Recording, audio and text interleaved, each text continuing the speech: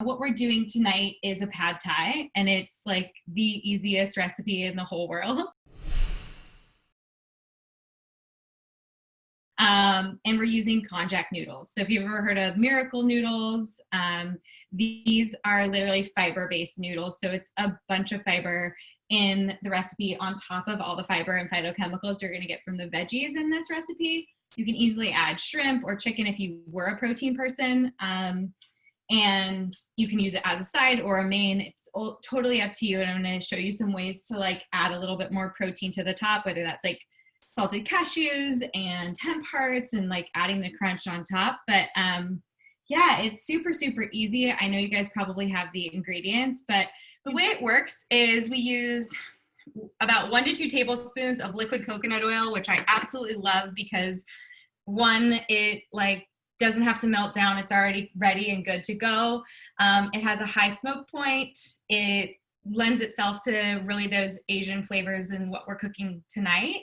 And it coats everything great. So once you put a little bit of fat in the bottom of your pan, then you can add all your veggies.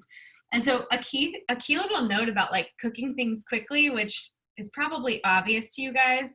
And sorry, I'm like, you know, almost 24 weeks pregnant here. This baby's big one. I feel like I'm out of breath in like 2 seconds. So every now and then I might need to take a deep one. But anytime you want things to cook quickly, the smaller you can make your little broccoli florets, and the thinner you can make your carrots and your red peppers, the faster this is gonna go for you. So sometimes people will put big florets in a saute pan, and if you're sauteing, you would, 1, need a lot more oil, and 2, it would just take a lot longer. So the chances that you would oxidize that oil or are a little higher. So try to make those veggies a little bit smaller so that they cook a little faster. You don't need as much oil. It doesn't oxidize as long, or you prevent oxidation. Okay guys, so once you have the broccoli and the shredded carrot, you can go ahead and add the thinly sliced red peppers. Really just looking to saute these. We're gonna saute them for about 6 minutes. You're just looking for them to be tender. Really, I think the key here is that the broccoli is fork tender. And so you have peas. I'm using organic frozen peas. I think they're the easiest.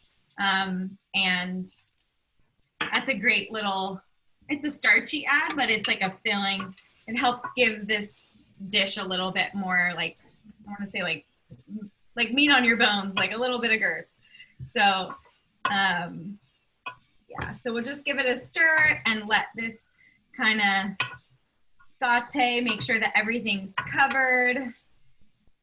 And it just might take a minute. And then to speed it up, if you wanted to, you can add a lid to this. If you have a stir fry pan or a pan that has the ability, if you have a lid that fits, I might throw it on just to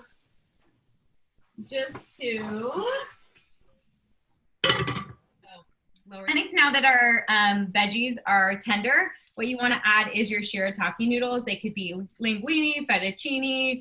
I think I have Angel here tonight, but you just want to make sure they're totally rinsed off. So rinse them off as much as possible. And we're gonna, oh please, we're gonna add the noodles and we're gonna add the sauce. So let's make sure our sauce is ready. So it's 2 tablespoons of almond butter. We have the Nutty Infusions. So 2 tablespoons of almond butter, 6 tablespoons of coconut aminos. If you have soy sauce, I would do 4 tablespoons of soy sauce and like a tablespoon of honey or maple syrup or coconut sugar to get you that sweetness.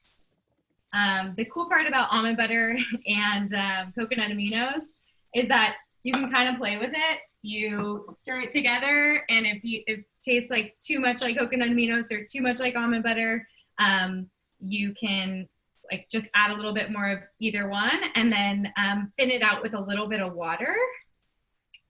And I'll do that real quick. I'm gonna grab some from the Berkey, and then we're good to go. So just try to get all of like the chunky bits out till it's thin. And if you like it a little bit saltier, a little less sweet, just a little less coconut aminos works great.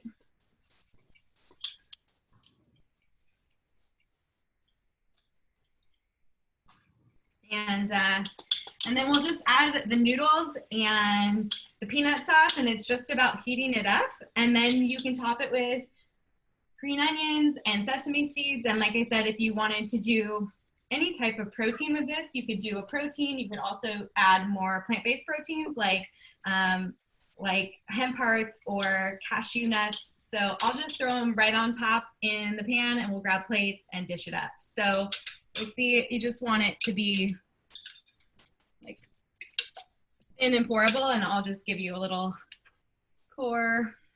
Ooh. Perfect. And then we'll add these noodles in. And then just mix everything in. And it's literally that easy. So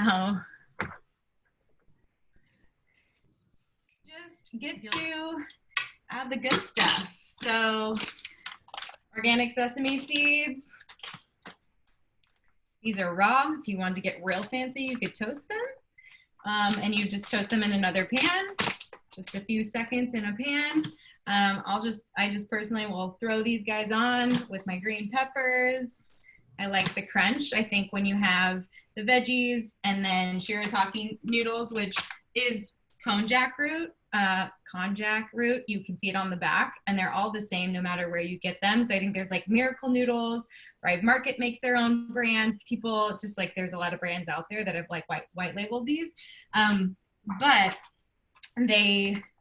that root specifically is a prebiotic and a fiber, so it's phenomenal they have some studies showing it lowering cholesterol levels, and all kinds of fun stuff like that. So I've used these noodles in all other forms of pasta too. I do think that this type of like Asian dish with lots of veggies, because of the just because of their consistency, they are a little fibrous and kind of, I guess, I don't want to say like jelly, but they're just like a little bit of a different texture, is when you mix it up with all the crunchy veggies and you have the like crunchy toppings of hemp hearts and organic sesame seeds. And if you have any nuts, like cashews are always something that you see on top of this type of a dish.